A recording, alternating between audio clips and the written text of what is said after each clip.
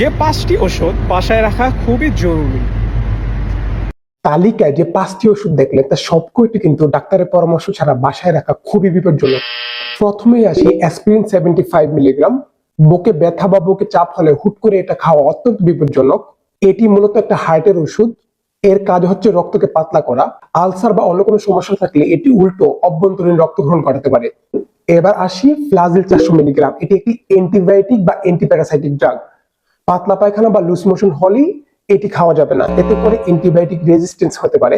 Diarrhoea হলে প্রতিবার toilet থেকে আসার পর শুধুমাত্র ওটস লাইন পান করুন, এতে করে বেশিরভাগ ক্ষেত্রে ডায়রিয়া ভালো হয়ে যায়।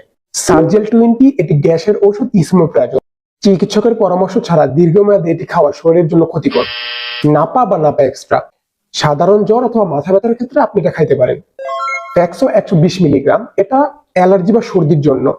চিকিৎসকের পরামর্শ অনুযায়ী এটি ঘরে রাখা তুলনামূলকভাবে নিরাপদ। তাই সামাজিক যোগাযোগ মাধ্যমে ভিডিও দেখে নিজের চিকিৎসা নিজে করবেন না। Stay healthy, stay blessed. Allah হাফেজ।